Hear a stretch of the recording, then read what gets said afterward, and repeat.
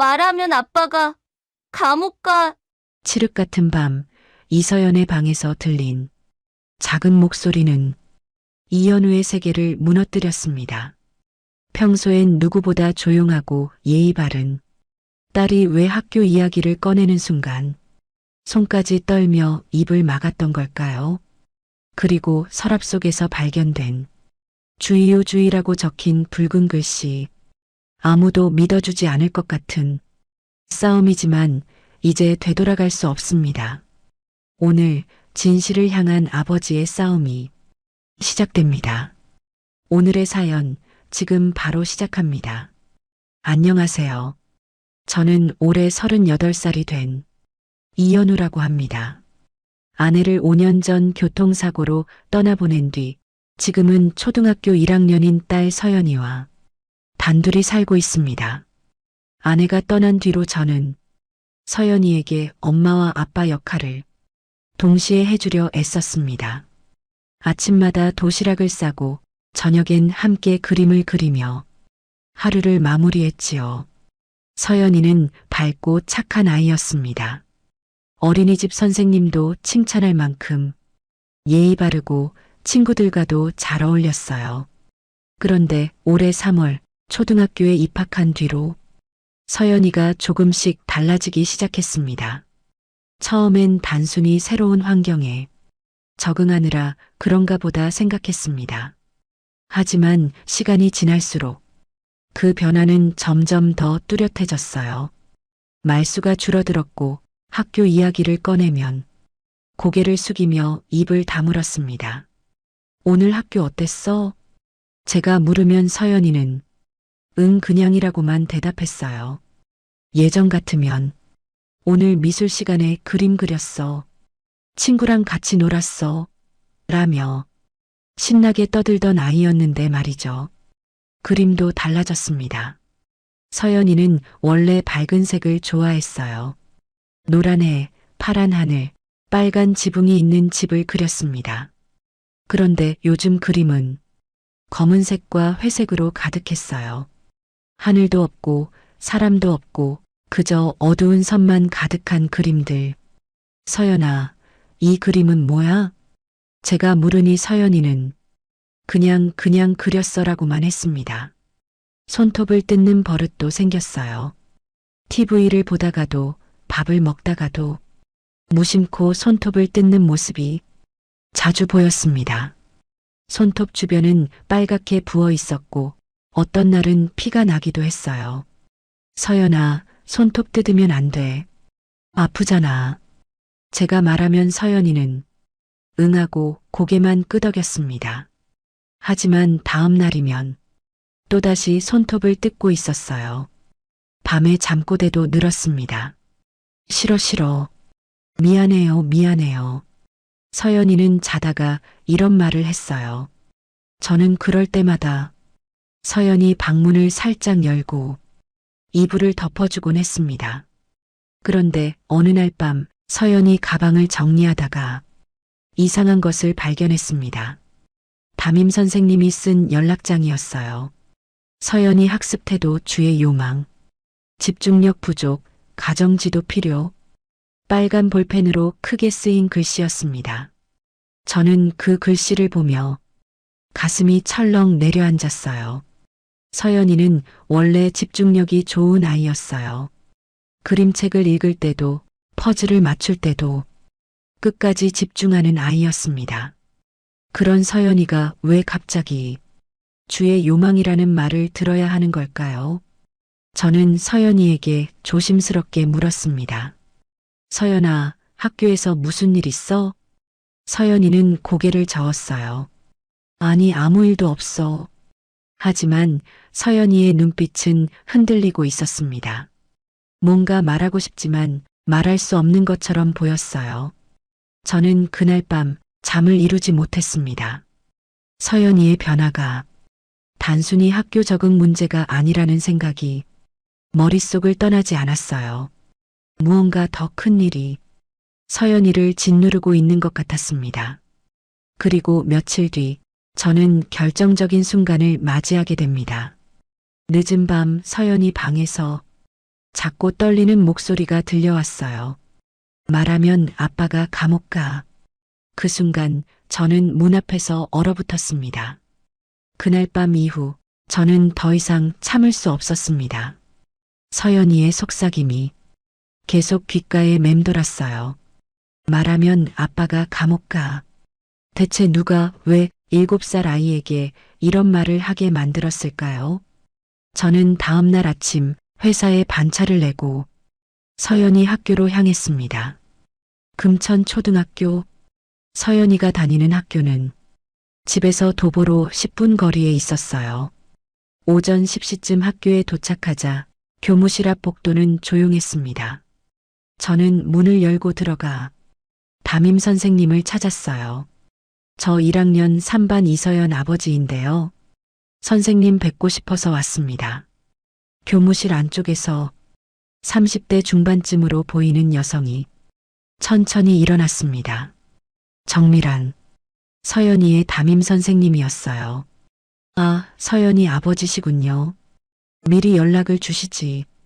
그녀의 목소리는 차갑고 무뚝뚝했습니다. 미소도 없었고 눈빛도 따뜻하지 않았어요. 저는 최대한 공손하게 말했습니다. 죄송합니다. 급하게 여쭤볼 게 있어서요. 서연이가 요즘 많이 힘들어하는 것 같아서. 정밀한 선생님은 팔짱을 끼며 저를 위아래로 훑어봤습니다. 힘들어한다고요? 학교에서는 별 문제 없던데요. 아니, 그게 집에서 보면 말도 잘 안 하고 그림도 어둡게 그리고 손톱도 계속 뜯고 그래서요. 제가 말을 이어가려 하자 정밀한 선생님은 한숨을 쉬었습니다. 아버지, 솔직히 말씀드릴게요. 서연이는 수업 태도가 좋지 않습니다. 네, 집중을 안 해요. 멍하니 창밖만 보거나 연필만 만지작거리고 있어요. 그래서 제가 몇 번 주의를 줬죠. 정밀한 선생님의 말투는 점점 더 날카로워졌습니다. 요즘 아이들이 다 그래요. 가정에서 지도가 부족하니까 학교에서 적응을 못하는 거예요. 저는 그 말을 듣고 가슴이 답답해졌습니다. 가정에서 지도가 부족하다고? 저는 서연이를 위해 할 수 있는 모든 걸 다 해왔어요. 아침마다 도시락을 싸고 저녁마다 함께 시간을 보내고 주말엔 도서관에도 데려갔습니다. 선생님, 그런데 서연이가 학교 얘기만 나오면 너무 불안해하는 것 같아서요. 혹시 학교에서 제 말을 끊으며 정밀한 선생님이 말했습니다. 아버지, 제가 20년 넘게 교직 생활했어요. 아이들 다 봐왔습니다. 서연이 같은 경우는 그냥 엄마 없이 자란 게 문제예요. 그 순간 저는 온몸이 얼어붙는 것 같았습니다. 엄마 없이 자란 게 문제라고? 정밀한 선생님은 계속 말을 이었어요. 편부 가정 아이들이 대부분 그래요. 정서적으로 불안정하고 애정 결핍이 심하죠. 아버지가 아무리 잘해줘도 엄마 역할까지는 못하잖아요. 저는 참으려 했지만 목소리가 떨렸습니다. 선생님, 그건 너무 심한 말씀 아니신가요? 서연이는 엄마가 안 계셔도 밝고 건강하게 자랐어요. 그렇게 생각하시는 거죠. 부모님들은 다 그래요. 우리 애는 괜찮다고. 근데 현실은 달라요. 정밀한 선생님은 서류를 정리하며 말했습니다. 아무튼 서연이 문제는 가정에서 먼저 해결하셔야 해요. 저는 반아이가 25명이나 되거든요. 한 아이만 신경 쓸 수 없어요.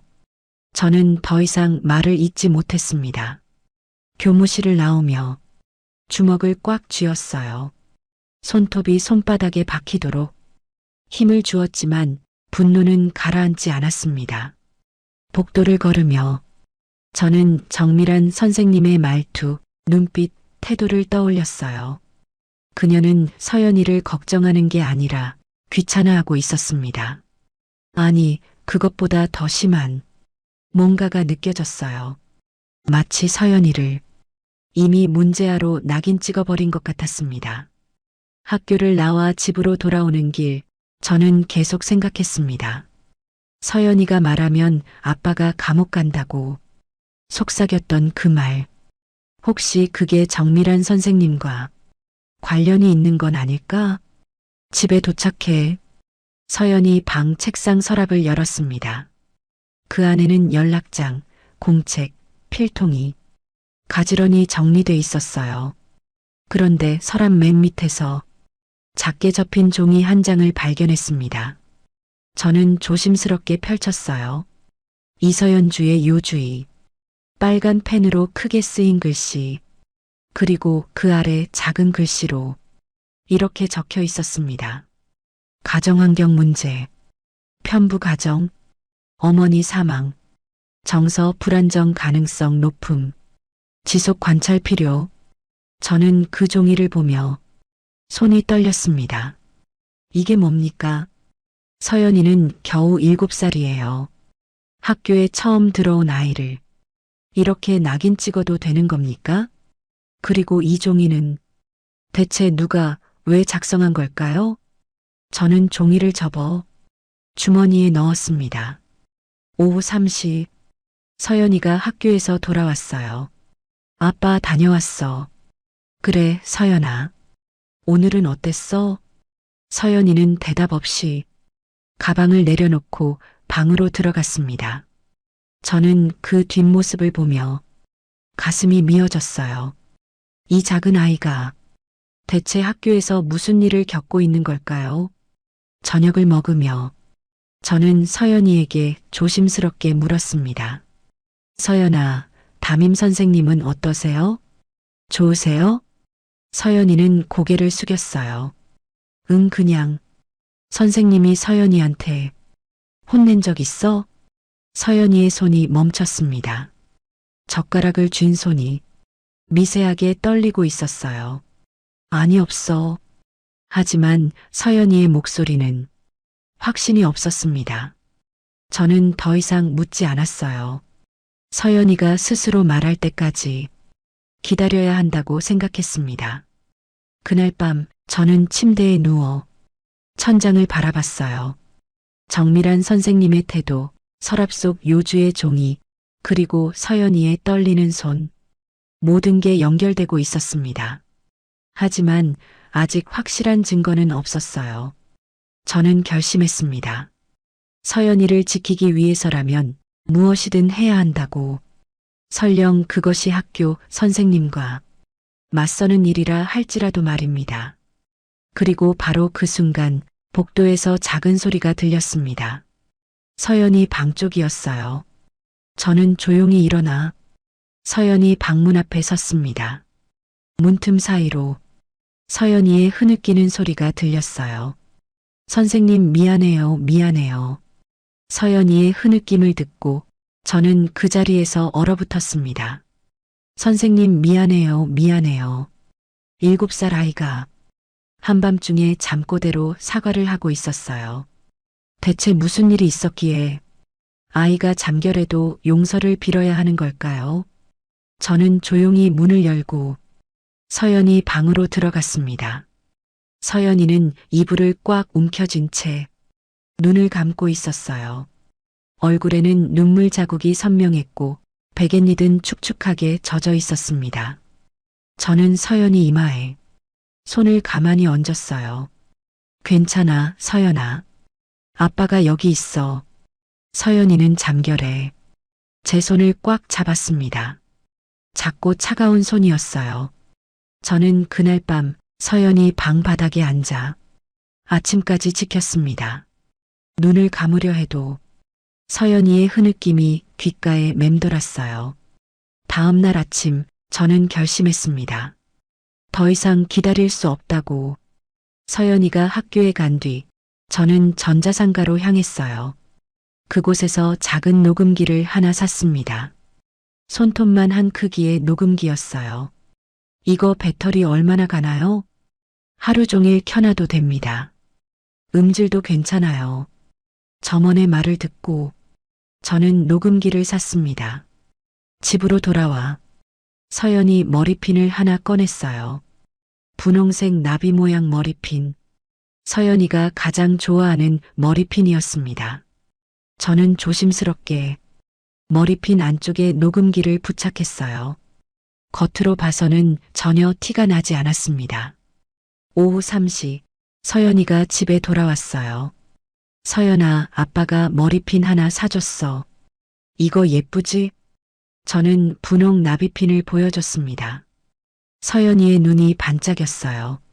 와, 예뻐. 내일 학교 갈 때 이거 하고 가. 그럼 서연이 더 예쁠 거야. 응. 서연이는 처음으로 밝게 웃어줬습니다. 하지만 저는 그 웃음을 보며 가슴이 아팠어요. 딸에게 거짓말을 하고 있다는 사실이 너무나 괴로웠습니다. 하지만 이 방법밖에 없었어요. 서연이는 말을 하지 않았고 학교는 문제가 없다고만 했습니다. 진실을 알기 위해서는 직접 들어야 했어요. 다음 날 아침 저는 서연이 머리에 분홍 나비핀을 꽂아줬습니다.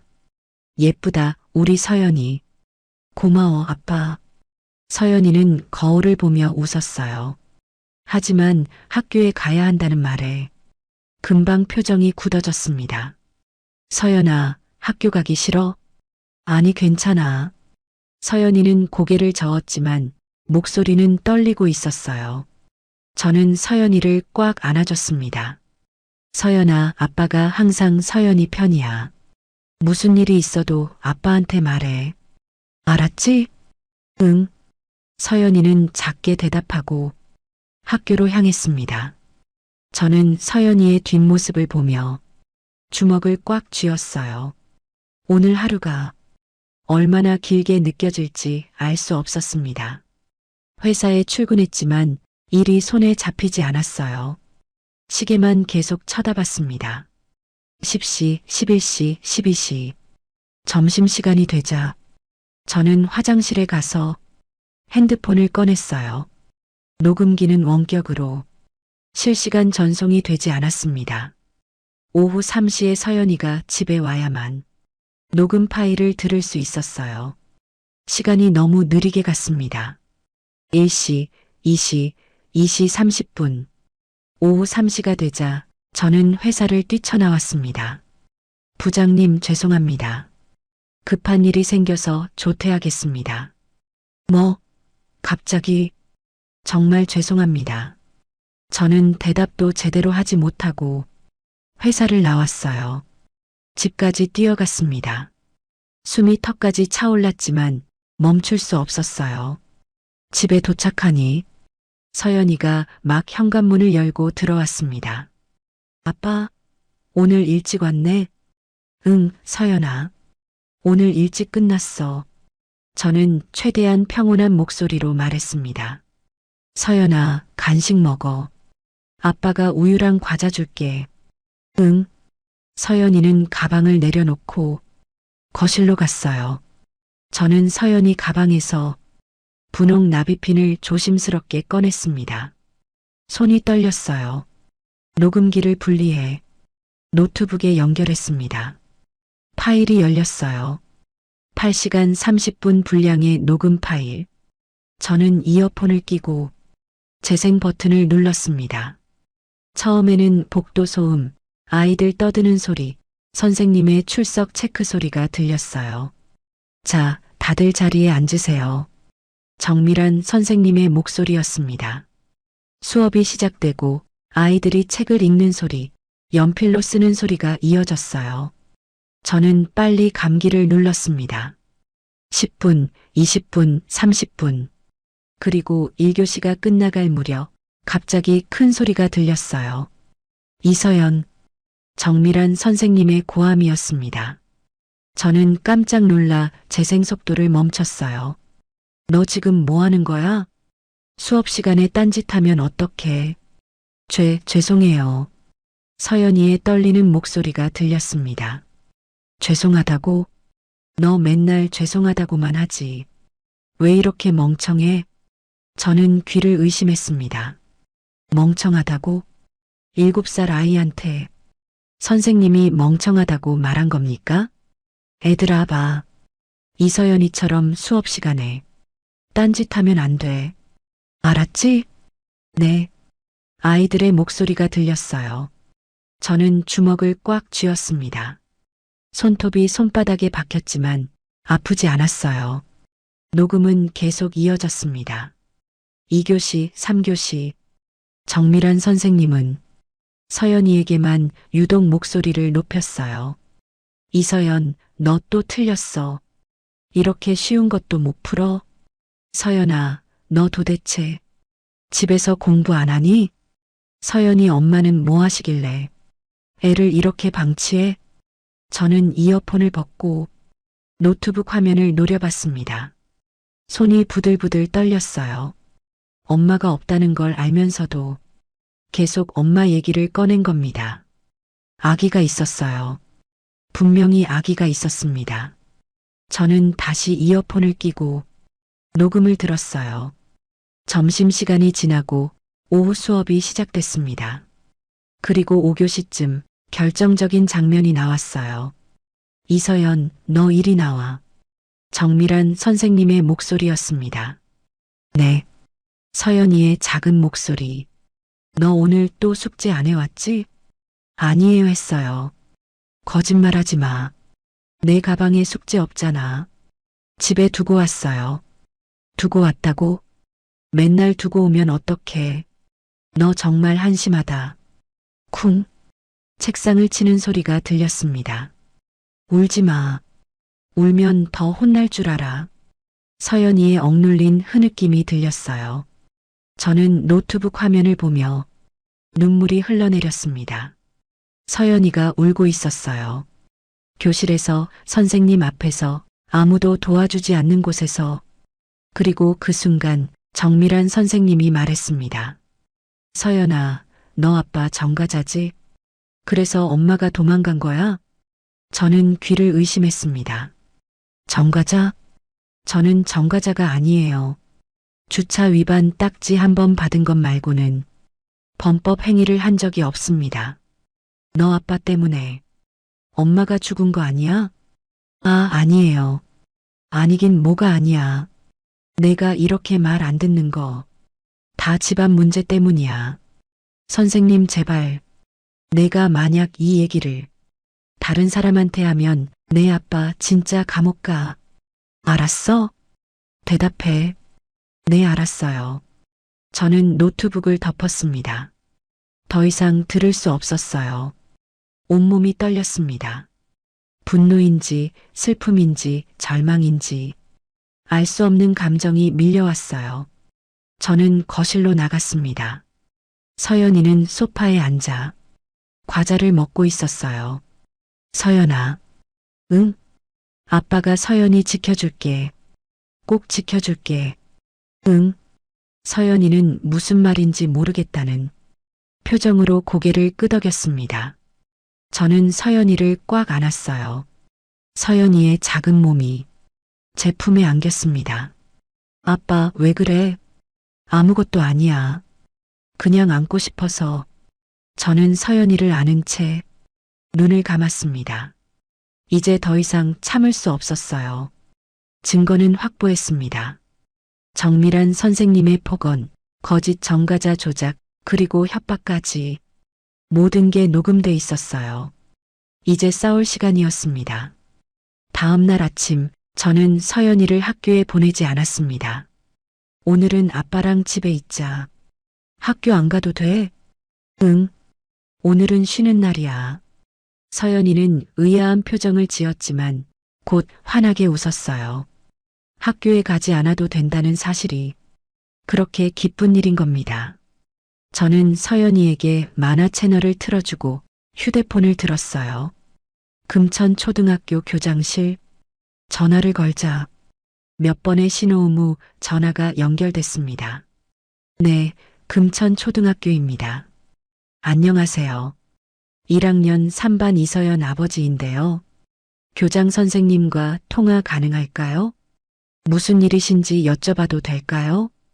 담임 선생님 관련해서 직접 말씀드려야 할 일이 있습니다. 잠시 후 중년 남성의 목소리가 들렸어요. 네, 교장 백남기입니다. 안녕하세요. 1학년 3반 이서연 아버지입니다. 교장 선생님을 직접 뵙고 말씀드리고 싶은 게 있는데요. 무슨 일이신지 전화로 말씀해 주시겠어요? 담임 정밀한 선생님이 제 딸에게 부적절한 언행을 했습니다. 증거도 있습니다. 전화 너머로 한숨소리가 들렸어요. 아버님, 혹시 오해하신 거 아닐까요? 정 선생님은 경력도 많고 모범적인 선생님인데요. 오해가 아닙니다. 녹음 파일이 있어요. 녹음 파일이요? 네. 제 딸 머리핀에 녹음기를 달아뒀습니다. 교실에서 있었던 일이 전부 녹음돼 있어요. 잠시 침묵이 흘렀습니다. 아버님, 그건 불법 아닙니까? 불법이든 아니든 제 딸이 학대당하고 있었어요. 교장 선생님, 이 문제 제대로 해결해 주셔야 합니다. 일단 학교로 오시죠. 직접 만나서 이야기합시다. 저는 전화를 끊고 서연이를 할머니 댁에 맡겼습니다. 서연아, 잠깐 할머니 집에서 놀고 있어. 아빠 금방 올게. 응, 아빠. 서연이는 할머니 손을 잡고 집 안으로 들어갔어요. 저는 금천초등학교로 향했습니다. 오전 10시 교장실 문을 열고 들어갔어요. 교장 백남기는 60대 초반으로 보이는 남성이었습니다. 앉으세요, 이서연 아버님.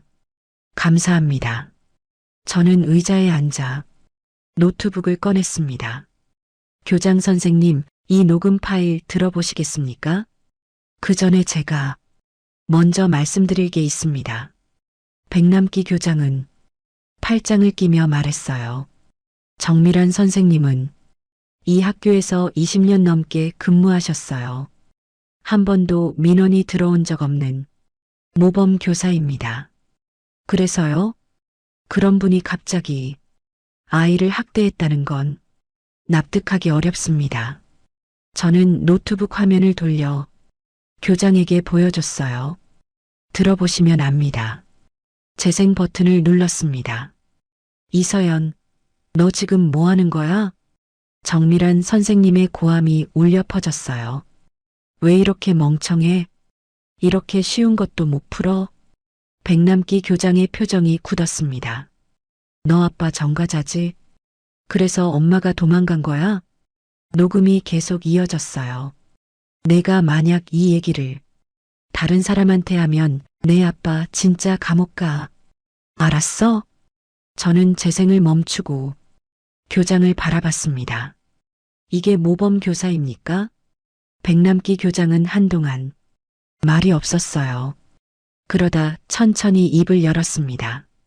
아버님 심정은 이해합니다만 정 선생님 입장도 들어봐야 하지 않겠습니까? 입장이요? 네. 혹시 서연이가 수업 태도가 좋지 않아서 선생님이 훈육 차원에서 그러신 건 아닐까요? 저는 믿을 수 없었습니다. 훈육이요? 아이한테 전과자라고 거짓말하고 협박하는 게 훈육입니까? 그건 말이 좀 과했을 수는 있죠. 하지만 교권도 보호받아야 합니다. 교권보다 아동 인권이 먼저 아닙니까? 백남기 교장은 한숨을 쉬었어요. 아버님, 이렇게 하시죠. 제가 정 선생님한테 주의를 주겠습니다. 그리고 서연이는 다른 반으로 옮겨드릴게요. 그게 다입니까? 네. 정밀한 선생님 처벌은 없습니까? 처벌이라뇨. 이 정도로 교사를 징계하기는 어렵습니다. 저는 주먹을 쥐었어요. 교장 선생님, 이건 명백한 아동 학대입니다. 정식으로 신고하겠습니다. 아버님, 진정하세요. 학교 문제는 학교에서 해결합시다. 굳이 밖으로 알릴 필요 없잖아요. 밖으로 알리지 말라고요? 이게 덮어야 할 문제입니까? 백남기 교장은 책상을 두드리며 목소리를 낮췄어요. 아버님, 솔직히 말씀드릴게요. 이 일이 밖으로 알려지면 학교 평판에 문제가 생깁니다. 서연이도 학교 다니기 힘들어질 거예요. 뭐라고요? 다른 학부모들이 어떻게 볼지 생각해 보세요. 그 애 때문에 우리 담임이 잘렸다. 이런 소리 나올 겁니다. 저는 어이가 없었습니다. 지금 제 딸을 협박하시는 겁니까? 협박이 아니라 현실입니다. 아버님이 이 일을 키우면 결국 피해보는 건 서연이에요. 백남기 교장은 서류를 정리하며 말했어요. 제 제안을 받아들이시죠. 정 선생님한테 경고하고 서연이는 다른 반으로 옮기고 이게 최선입니다. 저는 노트북을 덮었습니다. 더 이상 말해봤자 소용없다는 걸 깨달았어요. 학교는 처음부터 서연이를 지킬 생각이 없었습니다. 교사를 보호하고 학교 평판을 지키는 것만 중요했던 겁니다. 알겠습니다. 저는 자리에서 일어났어요. 그럼 제 방식대로 하겠습니다. 아버님, 성급하게 행동하시면 저는 대답하지 않고 교장실을 나왔습니다. 복도를 걸으며 저는 생각했어요. 학교가 안 된다면 교육청에 가야 한다고. 그날 오후 저는 금천교육지원청을 찾아갔습니다. 민원실에 앉아 담당 장학사를 기다렸어요. 30분쯤 지나자 40대 중반의 남성이 나타났습니다. 이서연 학부모님이시죠? 장학사 조병수입니다. 안녕하세요. 저는 다시 한번 녹음 파일을 보여줬어요. 조병수 장학사는 녹음을 들으며 고개를 끄덕였습니다. 이건 심각하네요. 그렇죠? 그래서 제가 그런데 말이죠. 조병수 장학사가 말을 끊었어요. 이 녹음 파일 법적으로 문제가 있을 수 있습니다. 네. 동의 없이 녹음한 거잖아요. 이건 증거로 쓰기 어렵습니다. 저는 어이가 없었습니다. 지금 제 딸이 학대당했는데 녹음 방법이 문제라고요? 법은 법입니다. 그리고 금천초등학교는 평판 좋은 학교예요. 정밀한 선생님도 경력이 오래된 분이고요. 저는 조병수 장학사를 바라봤어요. 그의 눈빛에는 진심 어린 걱정이 없었습니다. 그저 귀찮은 민원을 빨리 처리하고 싶어하는 표정뿐이었어요. 장학사님, 제 딸을 도와주셔야 합니다. 제가 할 수 있는 건 학교에 권고하는 것뿐입니다. 그 이상은 제 권한 밖이에요. 권고만 하면 끝입니까? 그렇습니다. 저는 자리에서 일어났어요. 교육청도 학교와 마찬가지였습니다. 아무도 서연이를 지켜주지 않았어요. 집으로 돌아오는 길, 저는 멍하니 걸었습니다. 학교도 교육청도 모두 벽이었어요. 그들은 서로를 보호하고 있었습니다. 교사를 보호하고 학교를 보호하고 시스템을 보호했어요. 하지만 7살 아이는 아무도 보호하지 않았습니다. 저는 집 앞 벤치에 앉아 하늘을 올려다봤어요. 어둑어둑 해가 지고 있었습니다. 어떻게 해야 하지? 저는 머릿속으로 수없이 되뇌었어요. 그리고 문득 대학 시절 선배가 떠올랐습니다. 정윤석 선배, 신문사 기자로 일하는 선배였어요. 저는 휴대폰을 꺼내 선배에게 전화를 걸었습니다. 윤석이 형? 오, 현우야. 오랜만이다. 형, 지금 시간 괜찮아? 만나서 얘기 좀 하고 싶은데. 무슨 일인데? 저는 잠시 망설이다 입을 열었습니다. 기사 쓸만한 이야기야. 다음 날 오후 저는 대학로에 있는 카페에서 정윤석 선배를 만났습니다. 선배는 10년 넘게 사회부 기자로 일하고 있었어요. 현우야, 얼굴이 왜 그래? 많이 힘들어 보이는데. 형, 이거 좀 들어봐. 저는 노트북을 꺼내 녹음 파일을 재생했습니다. 정밀한 선생님의 고함, 서연이의 흐느낌, 그리고 협박하는 목소리. 선배는 녹음을 다 듣고 나서 한참 동안 말이 없었어요. 이건 심각한데. 그렇지? 근데 학교도 교육청도 다 덮으려고만 해. 정윤석 선배는 노트를 꺼내며 말했습니다. 현우야, 이거 기사감이야. 확실해? 정말? 응. 근데 문제가 하나 있어. 뭔데? 녹음만으로는 부족해. 더 확실한 증거가 필요해. 선배는 펜을 두드리며 말했어요. 학교 측 입장, 교육청 반응, 그리고 정밀한 선생님의 과거 이력. 이런 것들을 다 확인해야 돼. 그럼 시간이 얼마나 걸려? 일주일 정도면 될 것 같아. 내가 교육청 쪽 취재원이 있거든. 저는 고개를 끄덕였습니다. 형, 부탁해. 걱정 마. 내가 제대로 파헤쳐 볼게. 카페를 나서며 저는 조금 안도했어요. 적어도 한 사람은 제 편이 되어준다는 사실이 위안이 됐습니다. 그날 저녁 저는 서연이와 함께 저녁을 먹었어요. 서연아, 내일부터 학교 가야 돼. 응. 서연이의 표정이 어두워졌습니다. 괜찮아. 아빠가 다 해결할게. 조금만 참아줘. 아빠 나 학교 안 가면 안 돼? 서연이의 목소리가 떨렸어요. 저는 서연이를 안아줬습니다. 서연아, 곧 끝날 거야. 아빠 믿어줘. 응. 서연이는 작게 대답했지만 눈빛은 여전히 불안해 보였어요. 그날 밤 저는 잠들지 못하고 천장을 바라봤습니다. 녹음 파일만으로는 부족하다는 선배의 말이 계속 맴돌았어요. 더 확실한 증거가 필요해. 저는 생각했습니다. 정밀한 선생님이 왜 서연이한테 정과자라는 거짓말을 했을까? 단순히 협박하기 위해서였을까요? 아니면 다른 이유가 있는 걸까요? 문득 이상한 생각이 들었습니다. 정밀한 선생님은 제가 정과자가 아니라는 걸 정말 몰랐던 걸까요? 혹시 누군가 제 이름으로 허위 기록을 만들어 놓은 건 아닐까요? 저는 벌떡 일어나 노트북을 켰습니다. 인터넷 검색창에 이현우 전과 조회를 쳤어요. 당연히 아무것도 나오지 않았습니다.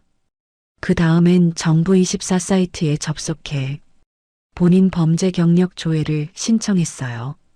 결과는 해당 사항 없음이었습니다. 저는 정과자가 아니었어요. 그런데 왜 정밀한 선생님은 그렇게 확신에 차서 말했을까요? 다음 날 아침 저는 정윤석 선배에게 전화했습니다. 형, 나 이상한 거 발견했어. 뭔데? 정밀한 선생님이 나를 정과자라고 했잖아. 근데 나는 정과가 없어. 이거 누가 조작한 거 아닐까? 선배는 잠시 침묵하다 천천히 말했어요. 그럴 수도 있겠네. 내가 교육청 내부 자료 한번 확인해 볼게. 고마워, 형. 사흘 후 정윤석 선배에게서 전화가 왔습니다. 현우야, 큰일이다. 왜? 뭔데? 너 교육청 내부 시스템에 요주의 학부모로 등재돼 있어. 뭐? 저는 깜짝 놀랐습니다. 이름도 이현우고 생년월일도 너 거 맞아. 근데 비굴하네. 폭력 전과 1회, 학교 민원 다수. 이렇게 적혀 있더라. 그게 무슨 소리야? 나는 그런 적 없어. 나도 알아. 그래서 더 파봤지. 선배의 목소리가 낮아졌어요. 이 기록 만든 사람 찾았어. 교육지원청 장학사 조병수. 조병수? 저는 그 이름을 기억했습니다.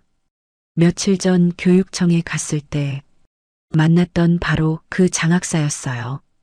그 사람이 왜 내 기록을 조작해? 그건 나도 아직 모르겠어. 근데 확실한 건 내가 요주의 학부모로 찍혀 있으니까 학교 측에서도 너를 문제 부모로 본 거야. 저는 주먹을 쥐었습니다. 그럼 정밀한 선생님도 그 자료를 본 거네? 그렇지. 그 자료를 근거로 서연이한테 협박한 거야. 너 진짜 정과자인 줄 알고 저는 한동안 말을 잇지 못했습니다. 누군가 제 이름으로 허위 기록을 만들었고 그 기록 때문에 서연이가 고통받았던 겁니다. 형, 조병수가 왜 그랬을까? 그건 내가 좀 더 파봐야 알 것 같아. 일단 확실한 건 이거 단순한 교사 폭언 사건이 아니야. 교육청이 조직적으로 개입한 거야. 선배의 말을 듣고 저는 온몸에 소름이 돋았습니다. 단순히 담임 한 명의 문제가 아니었어요. 교육청 장학사가 허위 기록을 만들어 놓고 그 기록을 바탕으로 교사가 아이를 학대한 겁니다. 형, 이거 기사로 낼 수 있어? 물론이지. 근데 좀 더 확실한 증거가 필요해. 조병수가 왜 내 기록을 조작했는지 그 이유를 밝혀내야 돼. 어떻게? 내가 교육청 내부 취재원한테 물어볼게. 며칠만 기다려봐. 저는 전화를 끊고 창밖을 바라봤습니다. 진실이 조금씩 드러나고 있었어요. 하지만 아직 끝이 아니었습니다. 왜 조병수 장학사는 제 이름으로 허위 기록을 만들었을까요? 저는 그와 아무 연관이 없었어요. 학창 시절에 만난 적도 없고 직장에서 얽힌 적도 없었습니다. 대체 왜? 이틀 후 정윤석 선배에게서 다시 전화가 왔어요. 현우야, 드디어 찾았다. 뭘? 조병수가 내 기록을 조작한 이유. 선배의 목소리가 무겁게 가라앉았습니다. 조병수 아들이 너랑 같은 학교 다녔어. 5년 전에. 5년 전? 저는 기억을 더듬었습니다. 5년 전이면 아내가 교통사고로 세상을 떠난 해였어요. 그때 조병수 아들이 학교 폭력으로 징계받았대. 근데 그 사건 신고한 학부모가 바로 너였어. 순간 기억이 떠올랐습니다. 5년 전 서연이가 다니던 어린이집 근처에서 초등학생 아이들이 유치원생을 괴롭히는 걸 본 적이 있었어요. 저는 그 아이들을 말리고 학교에 신고했었습니다. 그 아이 중 하나가 조병수 아들이었어. 조병수는 그 일로 내 이름을 기억했고 복수하려고 허위 기록을 만든 거야. 저는 입이 떡 벌어졌습니다. 5년 전 일 때문에 지금 서연이가 고통받고 있었던 겁니다. 형, 이거 증명할 수 있어? 응. 내부 고발자가 관련 문건 다 넘겨줬어. 조병수가 시스템에 접속한 기록, 허위 정보 입력한 날짜, 다 있어. 저는 눈을 감았습니다. 드디어 모든 퍼즐이 맞춰졌어요.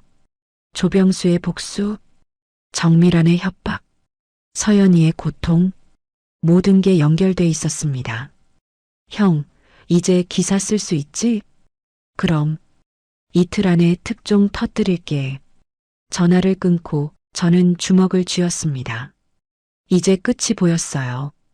이틀 후 아침 7시 저는 휴대폰 알람에 깨어났습니다. 정윤석 선배에게서 온 문자였어요. 현우야, 기사 나갔다.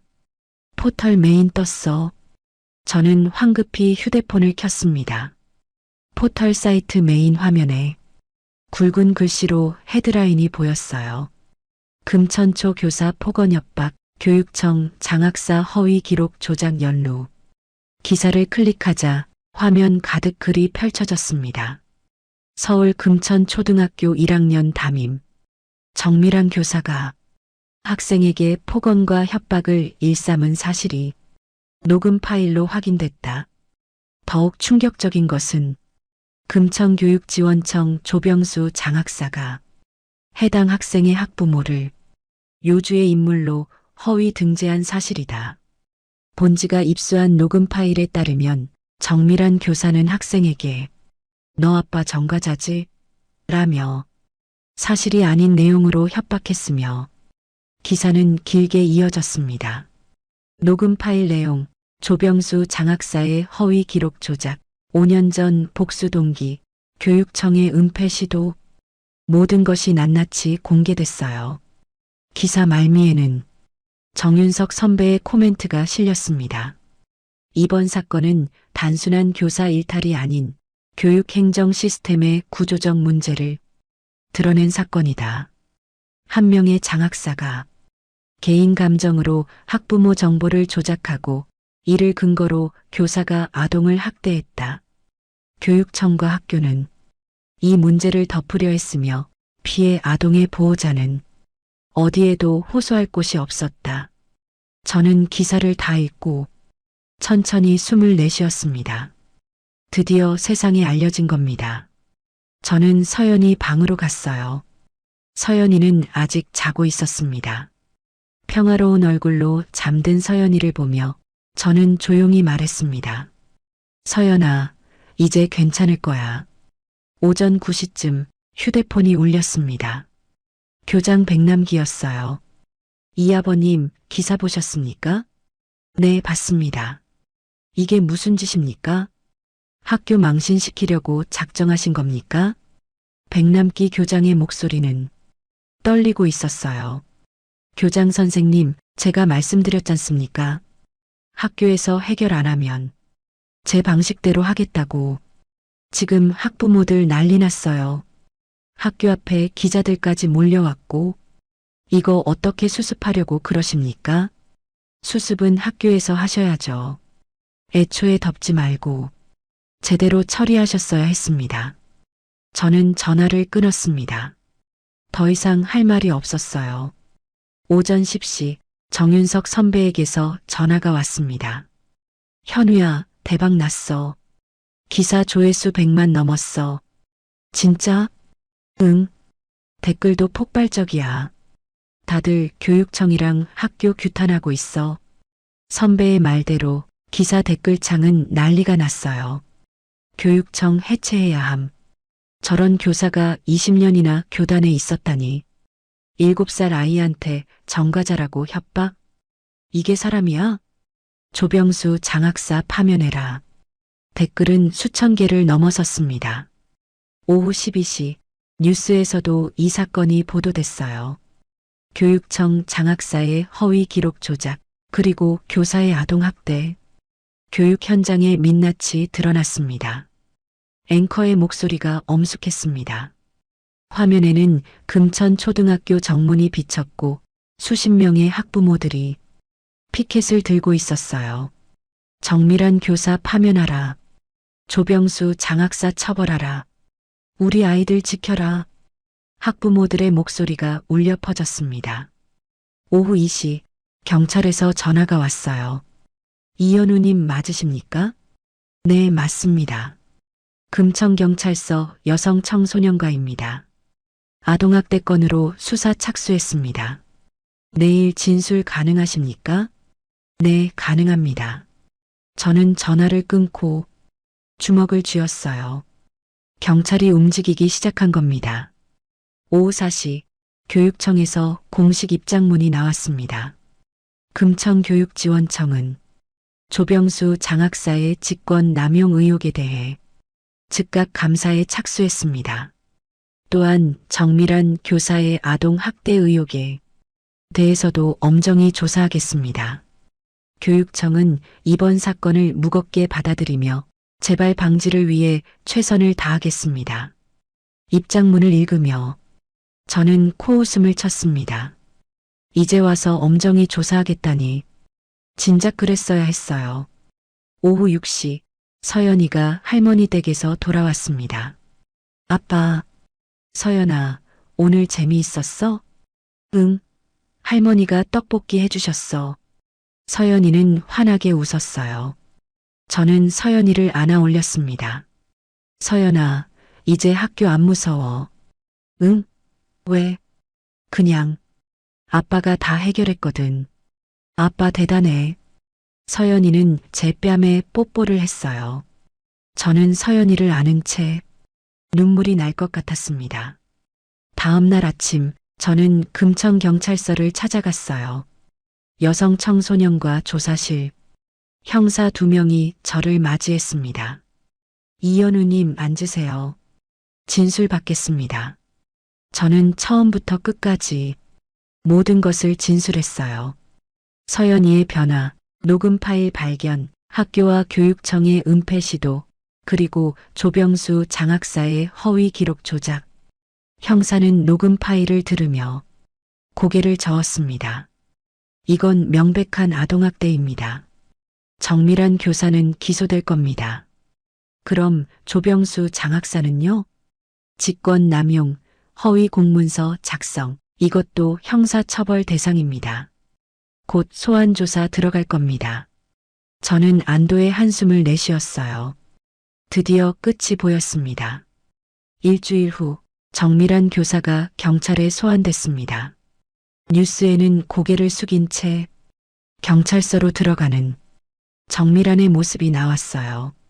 정밀한 교사는 아동학대 혐의로 조사를 받고 있으며 교육청은 직위 해제 조치를 내렸습니다. 이틀 후 조병수 장학사도 소환됐습니다. 조병수 장학사는 직권 남용 및 허위 공문서 작성 혐의로 검찰에 송치될 예정입니다.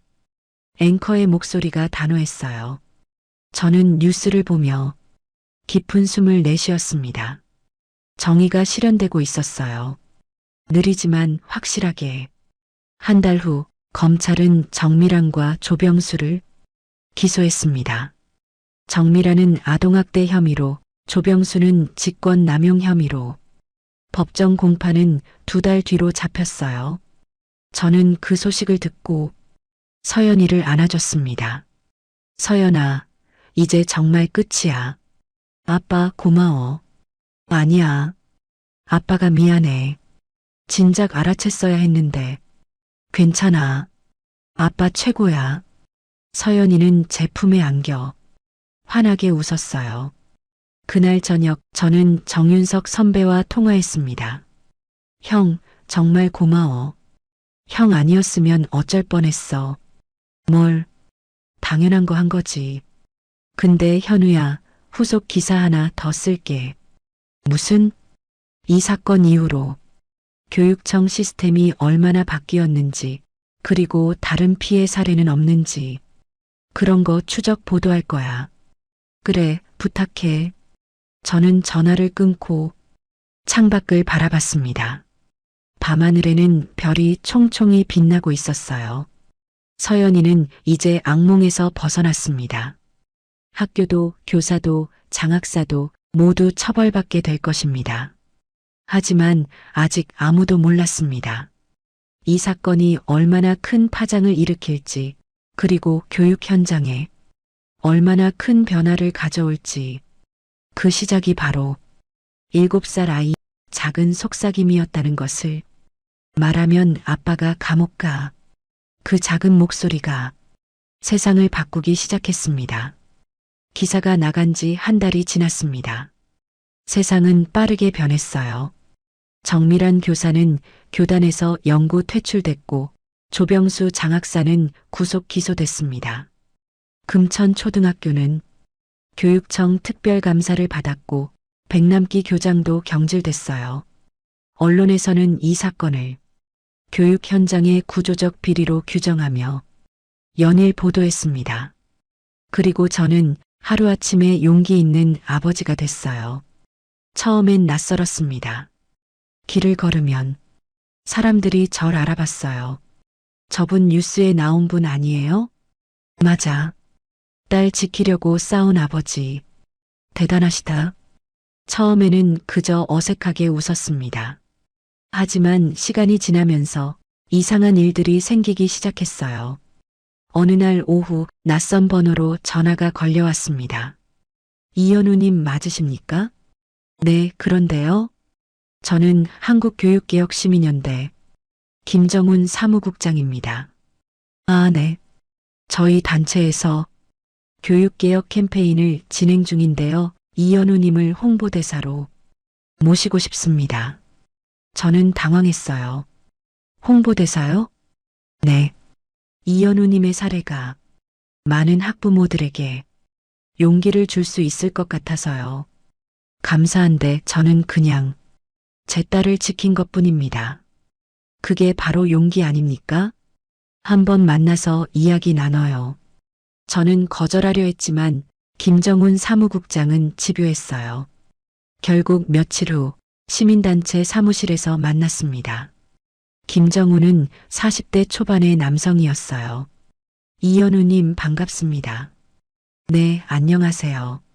저희 단체는 교육개혁을 위해 10년 넘게 활동해 왔습니다. 이현우님 같은 분이 필요해요. 김정우는 열정적으로 말했습니다.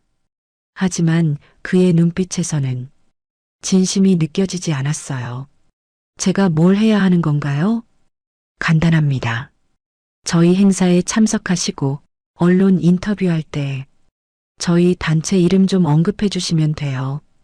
그게 다인가요? 네. 그러면 저희가 이현우님께 활동비 명목으로 매달 200만 원 드리겠습니다. 저는 고개를 저었습니다. 죄송합니다. 저는 돈 받고 할 생각 없습니다. 이현우님, 오해 마세요.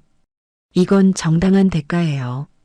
이현우님의 이야기가 얼마나 가치 있는지 아십니까? 제 이야기는 팔 물건이 아닙니다. 저는 자리에서 일어났어요. 김정훈의 표정이 굳었습니다. 이현우님, 기회는 한 번. 괜찮습니다. 저는 사무실을 나왔습니다. 그 후로도 비슷한 제안이 이어졌어요. 방송국에서는 출연 요청을, 출판사에서는 책 집필 제안을, 강연업체에서는 강연 섭외를 해왔습니다. 이현우님의 이야기를 더 많은 사람에게 들려주세요. 한 번만 출연해 주시면 출연료 500만 원 드립니다. 자서전 내시면 베스트셀러 확실합니다. 모두 그럴듯한 이유를 댔어요. 하지만 그들의 눈빛은 한결같이 비슷했습니다. 제 이야기가 아니라 제 이야기의 가치를 보고 있었어요. 저는 모든 제안을 거절했습니다. 그러자 태도가 달라졌어요. 이현우 씨, 너무 거만한 거 아닙니까? 기회 줬는데 왜 안 받는 거예요? 언제까지 청렴한 척 하실 겁니까? 저는 그저 조용히 살고 싶었을 뿐인데 세상은 그냥 두지 않았습니다. 그리고 더 큰 문제가 생겼어요. 회사였습니다. 어느 날 부장이 저를 불렀어요. 현우 씨, 잠깐 얘기 좀 하자. 네, 부장님. 부장은 문을 닫고 낮은 목소리로 말했습니다. 현우 씨, 요즘 언론 노출 좀 심한 거 아니야? 죄송합니다. 제가 원한 건 아닌데. 아니, 그게 아니라 회사 이미지 생각 좀 해줘야지. 회사 이미지요? 응. 현우 씨가 언론에 나올 때마다 우리 회사 이름도 같이 나가잖아. 그게 좀 부담스러워. 저는 어이가 없었습니다. 부장님, 저는 그냥 제 딸을 지킨 것뿐입니다. 알아. 근데 회사는 조용히 일하는 게 좋아. 너무 튀면 곤란하거든. 네. 저는 더 이상 말하지 않았어요. 며칠 후 인사팀에서 통보가 왔습니다. 이현우 대리님, 부서 이동 예정입니다.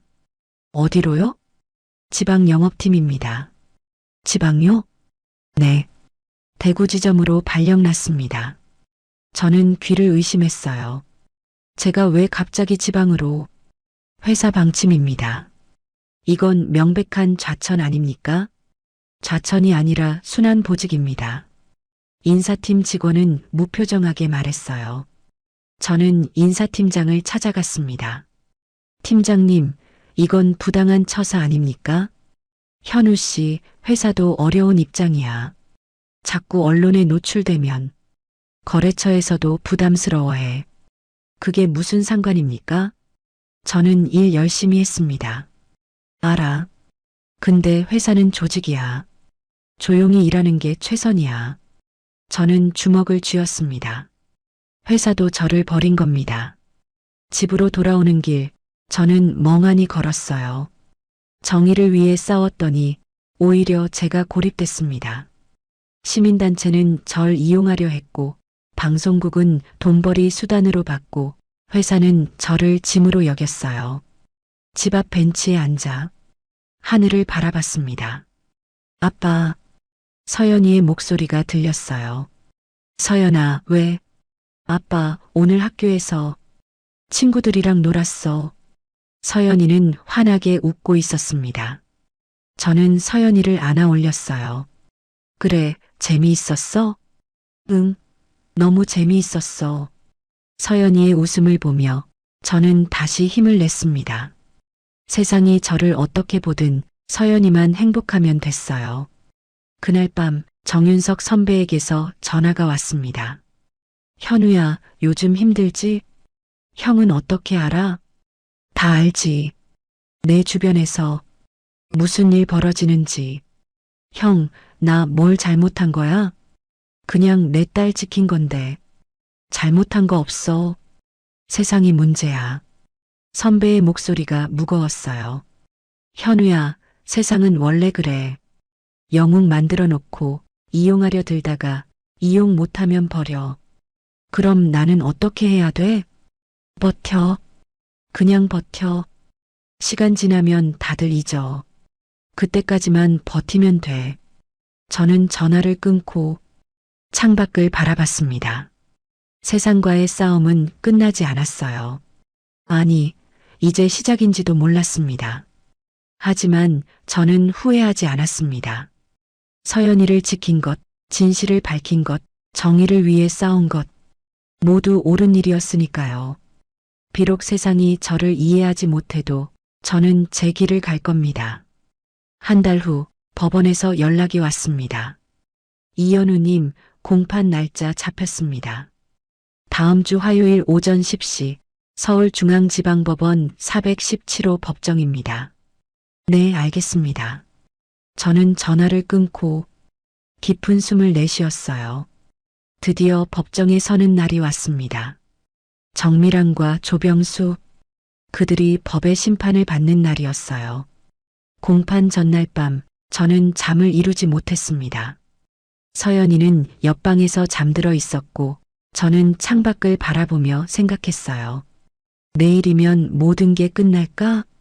아니, 끝나지 않을 겁니다. 법정에서 판결이 나와도 서연이의 상처는 쉽게 아물지 않을 거예요. 하지만 적어도 정의는 실현될 겁니다. 공판 당일 아침 저는 정장을 입고 법원으로 향했습니다. 서울중앙지방법원. 법원 앞에는 이미 기자들과 시민들이 모여 있었어요. 이현우 씨, 한 말씀 해주세요. 오늘 재판 어떻게 될 것 같습니까?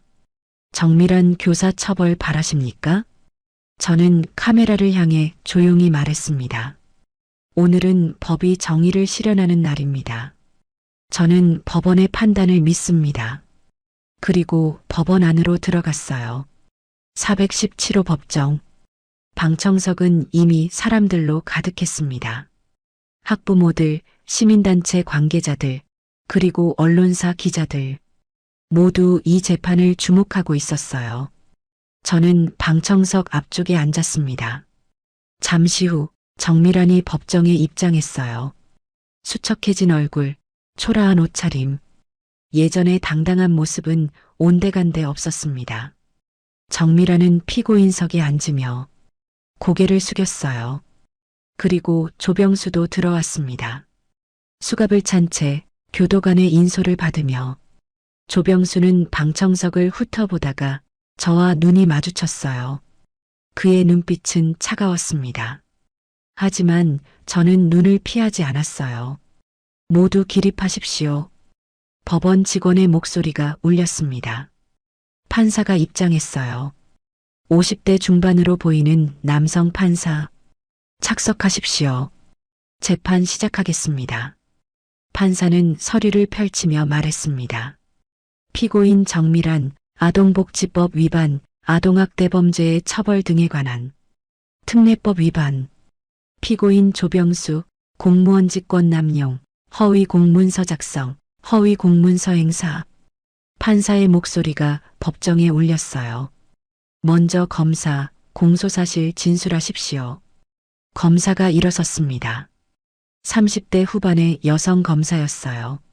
피고인 정미란은 2024년 3월부터 7월까지 금천초등학교 1학년 3반 교실에서 피해자 이서연에게 지속적으로 폭언과 협박을 가했습니다. 너 아빠 전과자지? 엄마가 도망간 거야? 말하면 아빠 감옥 간다. 이러한 발언으로 7세 아동에게 극심한 정신적 고통을 가했습니다. 검사의 목소리는 단호했어요. 또한 피고인 조병수는 교육지원청 장학사라는 지위를 이용해 피해자의 부친 이현우를 요주의 학부모로 허위 등재했습니다.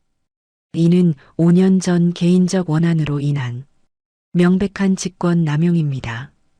검사는 증거 서류를 제출했습니다. 녹음 파일 CD, 교육청 내부 시스템 기록, 관련 문서들, 모든 증거가 법정에 제출됐어요. 판사는 증거를 검토하며 물었습니다. 피고인 정미란, 검사의 공소 사실을 인정합니까? 정미란은 떨리는 목소리로 대답했어요. 일부 인정합니다. 일부라니? 제가 훈육 차원에서 말을 좀 심하게 한 건 맞습니다. 하지만 학대까지는 아니었습니다. 판사의 표정이 굳었습니다. 녹음 파일에는 왜 이렇게 멍청해? 울면 더 혼날 줄 알아. 이런 발언이 명확히 담겨 있는데 이것도 훈육입니까? 저는 그냥 정미라는 말을 잊지 못했어요. 판사는 다시 물었습니다. 피고인은 피해 아동에게 아빠가 전과자라고 말했습니까? 네, 하지만 저는 그게 사실인 줄 알았습니다. 왜 사실이라고 생각했습니까? 교육청 시스템에 그렇게 등재돼 있었습니다. 정미라는 조병수를 바라봤어요. 판사는 조병수를 향해 시선을 돌렸습니다. 피고인 조병수, 이현우 씨를 요주의 학부모로 등재한 이유가 무엇입니까? 조병수는 잠시 침묵하다가 낮은 목소리로 말했습니다. 개인적 감정 때문이었습니다. 구체적으로 말하십시오. 5년 전 제 아들이 학교 폭력으로 징계받았습니다. 그 사건을 신고한 사람이 이현우였습니다. 그래서 보복한 겁니까? 네. 방청석에서 탄식이 터져 나왔어요. 판사는 서류를 넘기며 말했습니다. 피고인 조병수는 장학사라는 공적 지위를 이용해 사적 감정으로 시민의 정보를 조작했습니다. 이는 국민의 공무원에 대한 신뢰를 심각하게 훼손한 행위입니다. 판사의 목소리에는 분노가 섞여 있었어요. 증인 이현우, 증인석으로 나오십시오. 저는 증인석에 섰습니다. 선서를 하고 검사의 질문에 답했어요. 증인은 피해 아동의 아버지 맞습니까? 네, 맞습니다. 딸 서연이가 어떤 변화를 보였습니까? 저는 천천히 말했습니다. 서연이는 원래 밝고 활발한 아이였습니다. 하지만 학교 입학 후 말수가 줄어들었고 손톱을 뜯는 버릇이 생겼습니다. 밤에는 잠꼬대로 선생님 미안해요라고 말했고 학교 이야기만 나오면 눈빛이 흔들렸습니다. 녹음 파일을 발견했을 때 심정이 어땠습니까? 저는 잠시 숨을 고르고 대답했어요. 분노했습니다. 하지만 그보다 더 컸던 건 죄책감이었습니다. 제가 진작 알아챘어야 했는데 서연이를 혼자 고통받게 했다는 생각에 잠을 이룰 수 없었습니다. 방청석에서 흐느끼는 소리가 들렸어요. 검사가 다시 물었습니다. 증인은 학교와 교육청에 도움을 요청했습니까? 네.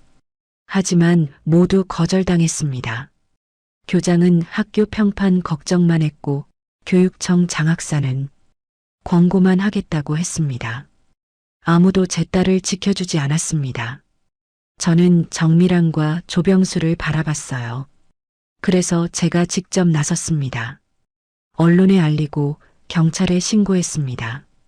제 딸을 지킬 수 있는 건 저밖에 없었으니까요. 증인 신문이 끝나고 변호인 신문이 시작됐습니다. 정미란의 변호사가 일어섰어요. 증인, 피고인 정미란이 평소 학생들을 어떻게 대했는지 아십니까? 모릅니다. 다른 학부모들은 정밀한 선생님을 좋은 선생님이라고 평가합니다. 혹시 서연이만 유독 민감했던 건 아닐까요? 저는 분노가 치밀어 올랐지만 침착하게 대답했습니다. 7세 아이가 아빠가 감옥 간다는 협박을 듣고 민감하게 반응하는 게 이상합니까? 변호사는 말문이 막혔어요. 판사가 개입했습니다. 변호인, 피해자를 탓하는 식의 질문은 자제하십시오. 죄송합니다.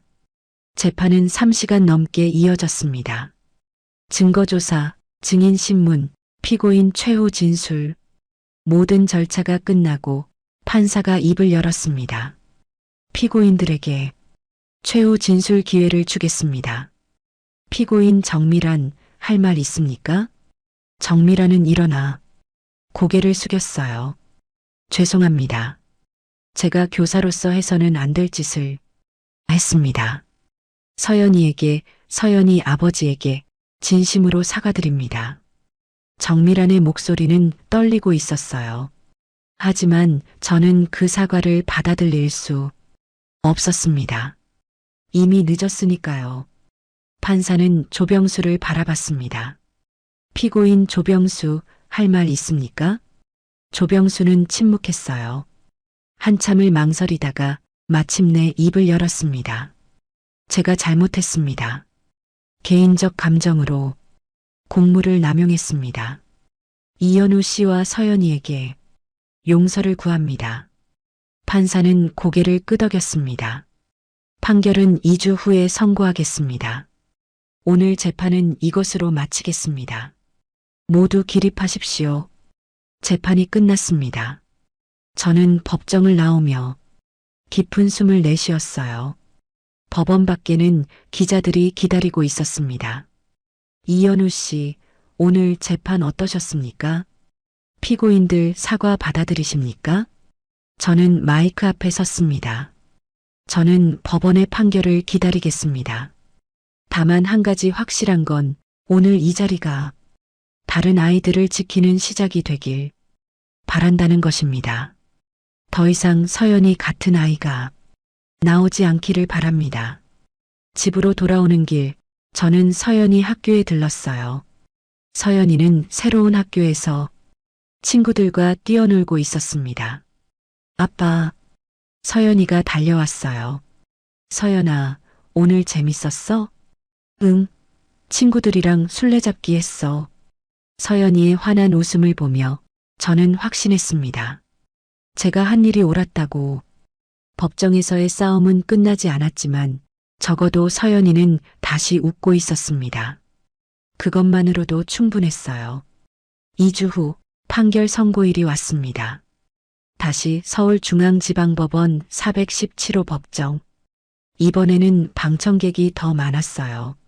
언론의 관심이 높아졌고 전국에서 학부모들이 모여들었습니다.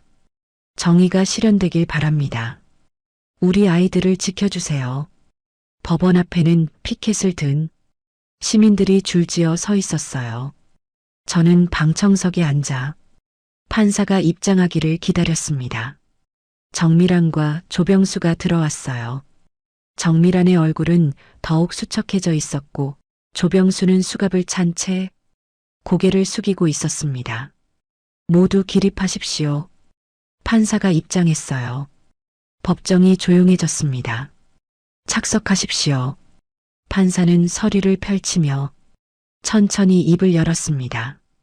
피고인 정밀한, 피고인 조병수 두 사람의 범죄는 단순한 개인의 일탈이 아닙니다. 교육 현장에서 아동을 보호해야 할 의무를 저버렸고 공무원으로서 국민을 섬겨야 할 책임을 망각했습니다. 판사의 목소리는 무겁고 단호했어요. 피고인 정밀한은 7세 아동에게 지속적으로 폭언을 했고 허위 사실로 협박했습니다. 너 아빠 전과자지? 말하면 아빠 감옥 간다. 이러한 발언은 아동의 정신건강에 심각한 해를 끼쳤습니다. 판사는 정밀한을 바라봤습니다. 피고인은 교사입니다. 아이들을 가르치고 보호해야 할 사람입니다. 그런 사람이 가장 약한 존재인 아동을 학대한 것은 용서받을 수 없는 범죄입니다. 정미라는 고개를 숙인 채 몸을 떨고 있었어요. 판사는 계속 말을 이었습니다. 피고인 조병수는 더욱 악질적입니다. 공무원이라는 지위를 이용해 무고한 시민의 정보를 조작했고 그로 인해 아동이 학대받는 결과를 초래했습니다. 판사의 목소리가 높아졌어요. 5년 전 개인적 원한으로 타인의 삶을 파괴하려 한 것은 공무원으로서 해서는 안 될 최악의 범죄입니다. 방청석에서 숙연한 분위기가 흘렀습니다. 판사는 판결문을 들어 올렸어요. 이에 본법원은 다음과 같이 판결합니다. 숨소리조차 들리지 않았습니다. 피고인 정밀한 아동학대 범죄의 처벌 등에 관한 특례법 위반으로 징역 2년을 선고합니다. 정밀한의 어깨가 크게 흔들렸어요. 또한 아동 관련 기관 취업 제한 10년을 명합니다. 정밀한은 그 자리에 주저앉았습니다. 피고인 조병수 공무원 직권 남용 허위 공문서 작성 및 행사로 징역 3년을 선고합니다. 조병수는 눈을 감았어요. 또한 공무원 자격 영구 박탈, 추징금 500만 원을 명합니다. 판사는 판결문을 내려놓으며 마지막으로 말했습니다. 이번 판결이 교육 현장에서 아동 학대가 근절되는 계기가 되길 바랍니다. 또한 공무원들이 국민을 섬기는 본분을 잊지 않길 바랍니다. 이상 선고를 마치겠습니다. 쿵. 판사가 망치를 내리쳤습니다. 재판이 끝났어요. 방청석에서 박수가 터져 나왔습니다. 정의가 실현됐습니다. 우리 아이들이 지켜졌어요. 저는 조용히 눈을 감았습니다. 드디어 끝났어요. 정밀한과 조병수는 교도관의 인솔을 받으며 법정을 떠났습니다. 정밀한은 울고 있었고 조병수는 무표정했어요. 저는 그들의 뒷모습을 보며 복잡한 감정이 들었습니다. 분노도 기쁨도 아닌 그저 텅 빈 느낌이었어요. 법정을 나오자 기자들이 몰려들었습니다. 이현우 씨, 판결에 만족하십니까? 딸 서연이에게 뭐라고 말씀하시겠습니까? 저는 마이크 앞에 섰습니다. 만족합니다. 법이 정의를 실현했습니다. 서연이에게는 이제 무서워하지 않아도 된다고 말해주고 싶습니다. 그날 저녁 저는 서연이를 안아줬어요. 서연아, 이제 다 끝났어. 응? 나쁜 사람들이 벌 받았어. 이제 서연이는 안전해. 아빠 고마워. 서연이는 제 품에 안겨 환하게 웃었습니다. 한편 정밀아는 구치소로 이송됐습니다. 차가운 독방. 정밀아는 벽에 기대앉아 멍하니 천장을 바라봤어요. 20년 교직 생활이 하루아침에 무너졌습니다. 교사 자격은 박탈됐고 10년간 아동 관련 일을 할 수 없게 됐어요. 남편은 이혼을 요구했고 친구들은 연락을 끊었습니다. 내가 왜 이렇게 됐지? 정밀아는 중얼거렸어요. 처음에는 단순히 훈육이라고 생각했습니다. 말 안 듣는 아이를 바로 잡아주려 했을 뿐이라고. 하지만 그것은 변명이었어요. 정밀아는 알고 있었습니다. 자신이 서연이를 미워했다는 것을. 엄마 없이 자라는 아이, 조용하고 순한 아이, 반항하지 못하는 아이. 그런 아이가 만만해 보였던 겁니다. 미안해 서연아. 정밀아는 무릎을 안고 울었어요. 하지만 이미 늦었습니다. 조병수는 더 참담했습니다. 징역 3년, 공무원 자격 영구 박탈, 30년 공직 생활이 한순간에 사라졌어요. 구치소 면회실에서 아내와 마주 앉았습니다. 여보, 아내는 차갑게 말했어요. 이혼하겠어요. 뭐? 당신 때문에 우리 아들까지 손가락질 받고 있어요. 더 이상 못 살겠어요. 여보, 제발. 면회 다신 안 올 겁니다. 이혼 서류 보낼게요. 아내는 일어나 떠났습니다. 조병수는 그 자리에 멍하니 앉아 있었어요. 모든 게 무너졌습니다. 직장도, 가족도, 명예도. 내가 왜 그랬을까? 조병수는 머리를 감싸쥐었습니다. 5년 전 일. 아들이 학교 폭력으로 징계받았을 때 이현우가 신고했다는 사실을 알게 됐습니다. 그때부터 증오가 시작됐어요. 내 아들을 망친 놈. 복수하고 싶었습니다. 그래서 시스템에 허위 정보를 입력했고 그 정보가 정미란에게 전달됐고 결국 서연이가 피해를 입었어요. 하지만 돌이켜 생각해보니 아들이 잘못한 게 맞았습니다. 학교 폭력을 저지른 건 아들이었고 이현우는 그저 정의로운 일을 했을 뿐이었어요. 내가 미쳤었구나. 조병수는 후회했지만 이미 모든 게 끝난 뒤였습니다. 한 달 후 정미란과 조병수는 각각 교도소로 이송됐습니다. 정미란은 여자 교도소에서 재소자 번호 2548번이 됐고 조병수는 남자 교도소에서 재소자 번호 7821번이 됐어요. 정미란은 교도소 작업장에서 바느질을 했습니다. 하루 8시간 묵묵히 바늘을 움직였어요. 예전에는 교단에서 아이들을 가르쳤는데 이제는 최저임금도 안 되는 돈을 받으며 바느질을 하고 있었습니다. 밤이 되면 정미란은 침대에 누워 천장을 바라봤어요. 내가 진작 사과했어야 했는데 하지만 시간을 되돌릴 수는 없었습니다. 조병수는 교도소 식당에서 설거지를 했습니다. 하루 종일 서서 수백 개의 식판을 닦았어요. 예전에는 교육청 사무실에서 에어컨 바람을 쐬며 일했는데 이제는 뜨거운 물에 손이 부르트도록 설거지를 하고 있었습니다. 조병수는 거울을 볼 때마다 자신의 모습에 놀랐어요. 수척해진 얼굴, 푸석해진 피부, 빠진 머리카락. 이게 나인가? 조병수는 중얼거렸습니다. 한편 이현우는 평범한 일상으로 돌아갔습니다. 회사에서 대구 발령은 취소됐고 원래 부서로 복귀했어요. 현우 씨 수고 많으셨어요. 고생하셨습니다.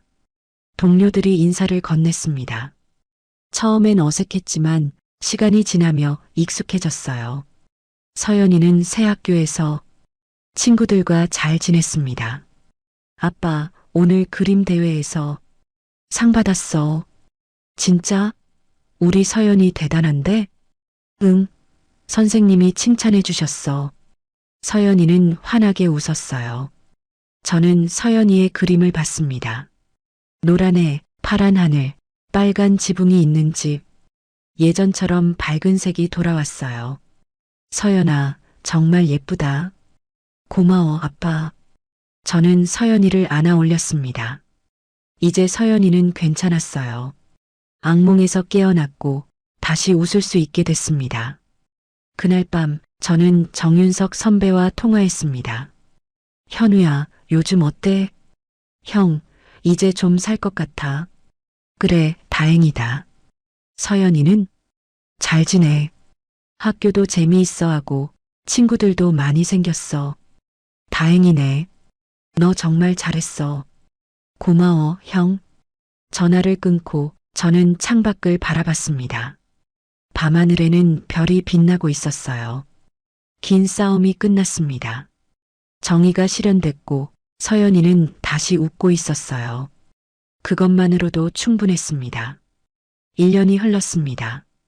봄이 다시 찾아왔고 서연이는 이제 2학년이 됐어요. 새 학교, 새 선생님, 새 친구들.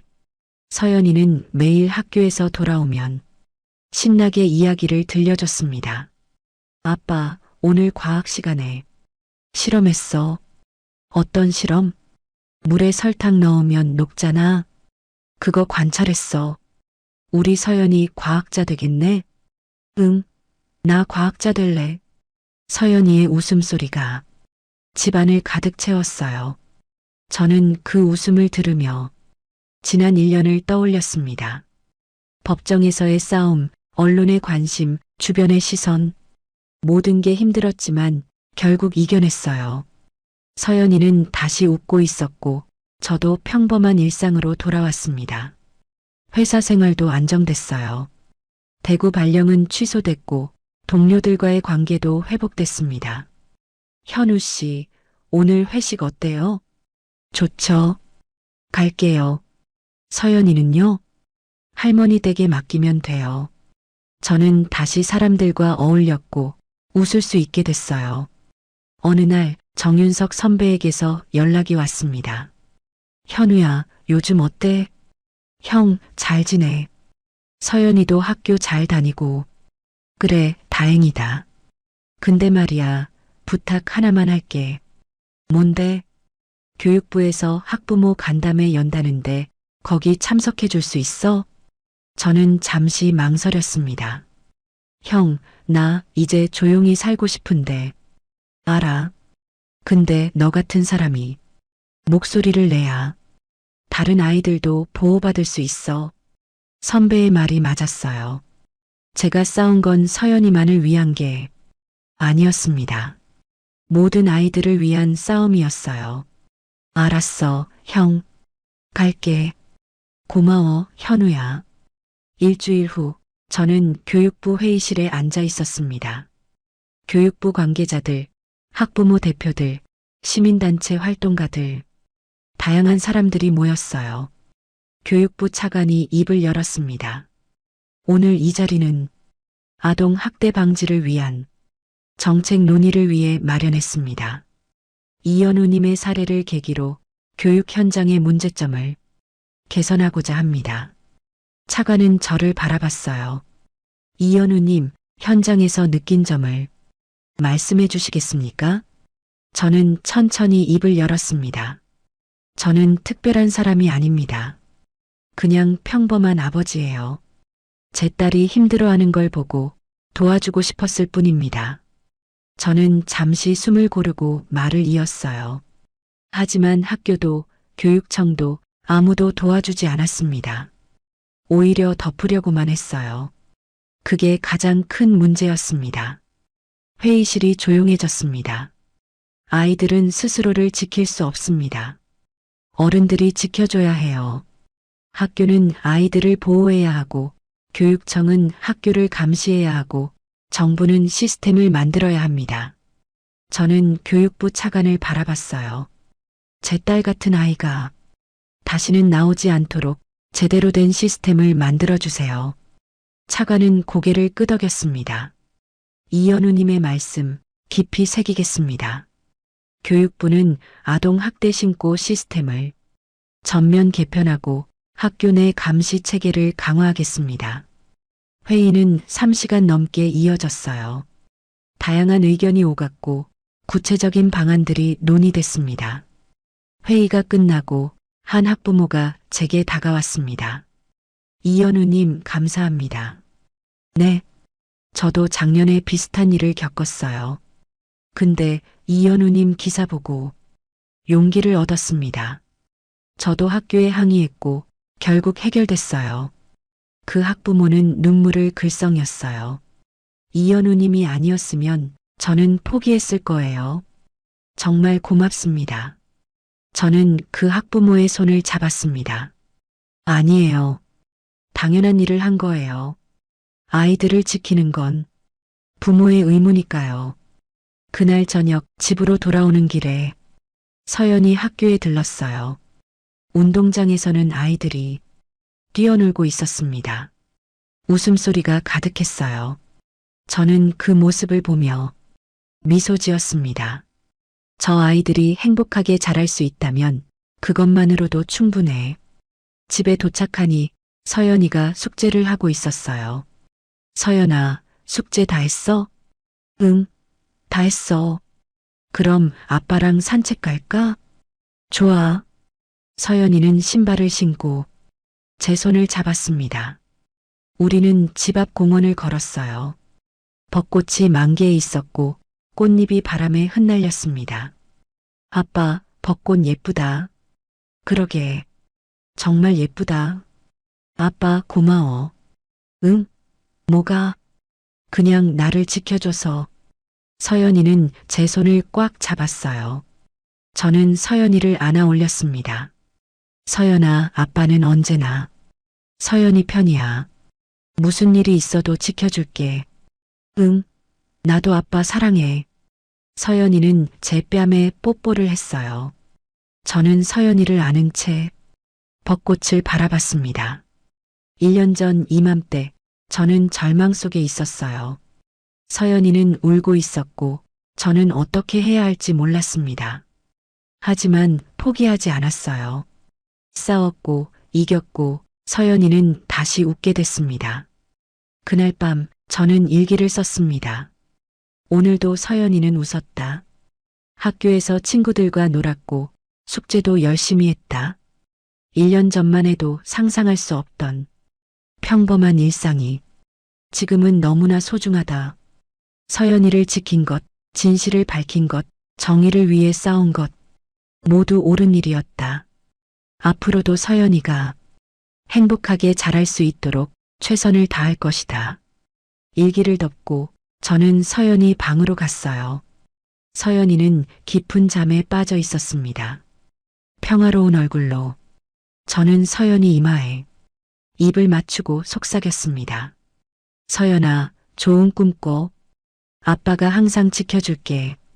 창밖으로 달빛이 들어왔어요. 저는 조용히 문을 닫고 거실로 나왔습니다. 세상은 여전히 불완전했고 앞으로도 많은 아이들이 힘든 시간을 겪을 겁니다. 하지만 포기하지 않으면, 싸우면 언젠가는 이길 수 있어요. 저처럼, 서연이처럼, 그리고 오늘도 어디선가 누군가는 아이를 지키기 위해 싸우고 있을 겁니다.